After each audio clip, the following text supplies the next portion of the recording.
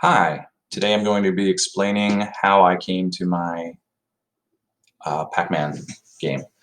First, I started in Scratch. So I did some tests in Scratch. I wanted to create a actual Pac-Man game. If you know anything about Scratch, you can have a sprite. You can move them up and down, left and right with your arrow keys, and that has nothing to do with the maze you're seeing behind him. So at first, when I would move up and down as I was traveling through a part of the maze that was only left and right, where there was no access to up and down, he would go up. So I had to kind of calculate when he would go up, and I did that in iterations of I think it was like 50 pixels or something like that. This was a while ago, so I don't remember exactly.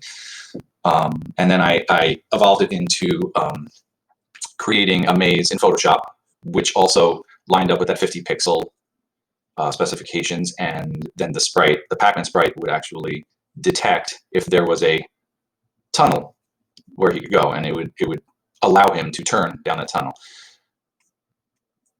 This is a little more complex maze. I wanted to see if it would work with the actual Pac-Man maze. I added dots too and had them disappear as he passed over them. And as you can see, I was testing keeping score in the middle. So this works pretty well. It works. It feels a lot like the actual Pac-Man game when you play it. I never got to finish this one. This was a while ago. I was working on this for my project for my intro to programming class at Pellissippi. And like I said, I never got to finish this one because this took a little more time than I anticipated. So I moved on to something that was a little simpler, which is this one. I call this Pac-Man Reflex Fever because you use your reflexes to just stay away from the ghosts. All we're doing is going left and right. And when a ghost appears, you turn the other way so you don't die. And it gets faster and faster. And what you're not hearing right now is the music that's playing behind this. I have music, I have sound effects. It's a really fun game after it gets much faster. So then I also inserted power pellets. And behind the watermark, you can see that it's letting you know that the ghosts are blue in case they pop up on screen right away.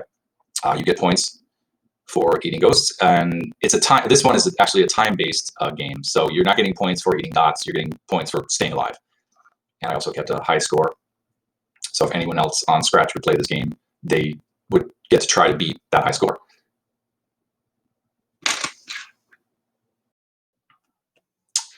So now I moved on to a Java version, and you can tell it's a little bit different. It's a little bit slower.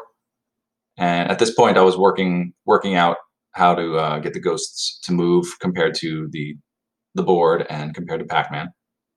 So I was working that out right now. And then this is a little later version. I got the power pellets in there, and they turn the ghost blue.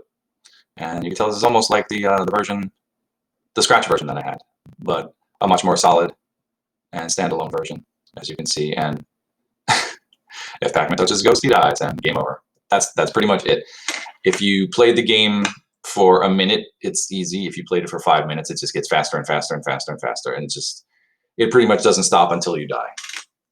And as of right now, I'm working on a more object-oriented version of this. At the time, this was my programming 2 class, and we've gotten into objects, and they just didn't stress it too much. So this game is just pretty much straightforward. I'm working on a version where Pac-Man is his own object, the ghosts are their own object, and they have their own attributes like turn left, turn right, die, speed up, speed down, and things like that.